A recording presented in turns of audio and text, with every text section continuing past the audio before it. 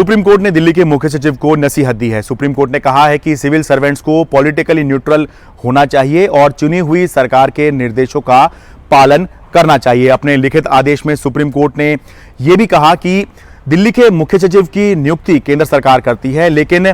जो मामले दिल्ली की चुनी हुई सरकार के अधिकार क्षेत्र में आते हैं, उन मामलों में मुख्य सचिव को चुनी हुई सरकार के निर्देशों का पालन करना चाहिए। साथ में सुप्रीम कोर्ट ने एक बात और कही है कि मुख्य सचिव को अपने कामों या अपनी निष्क्रियताओं से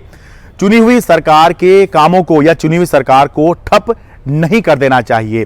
देश के मुख्य न्यायाधीश जस्टिस डीवाई चंद्रचूड़ ने अपने फैसले में यह कहा। आपको पता ही है कि पिछले महीने की बात है जब दिल्ली की चुनी हुई सरकार सुप्रीम कोर्ट गई थी और उन्होंने यह दावा किया था कि दिल्ली के अंदर मुख्य सचिव की नियुक्ति में उनकी भी बात सुनी जानी चाहिए। तो तब सुप्रीम कोर्ट ने जहां पर यह आदेश दिया था कि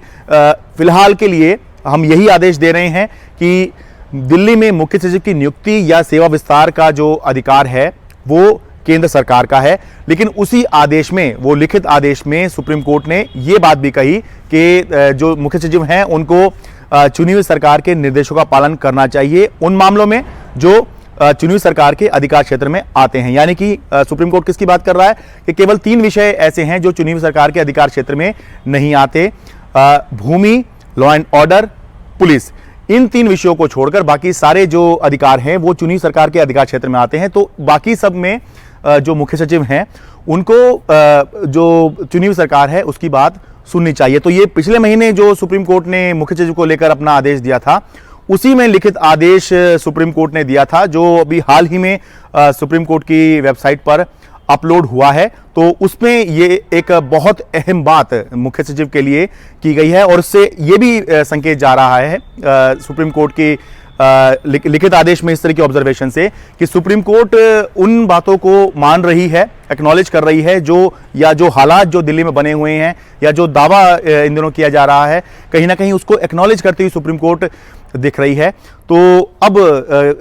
ये देखना है कि क्या इससे हालात सुधरेंगे, क्योंकि दिल्ली के अंदर समस्या ही ये हो रही है कि चुनी हुई सरकार ये कह रही है कि अधिकारी और खासतौर से मुख्य सचिव उसके निर्देशों का पालन नहीं कर रहे हैं और सरकार ठप करने की कोशिश की जा रही है। अभी का ही मसला ले लें तो जो चुनी हुई सरकार है वो लगातार ये कह रही है कि दिल्ली जल बोर्ड को उसका जो पैसा बनता है वो दिया जाए। लगातार लिखित निर्देश दिए जा रहे हैं, लेकिन अभी तक दिल्ली जल बोर्ड को पैसा नहीं मिल पाया है। उसमें यह कहा गया है कि कुछ सवाल पूछे गए हैं और जब उसका जवाब मिल जाएगा तो पेमेंट जो है दिल्ली जल बोर्ड को कर दी जाएगी, ये डिपार्टमेंट की तरफ से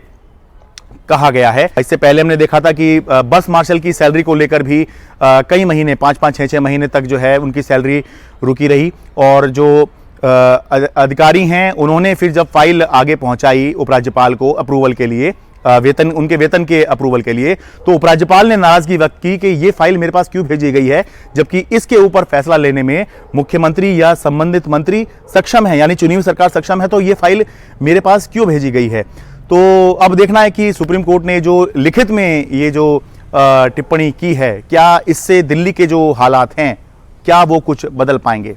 शरद शर्मा, एनडीटीवी इंडिया।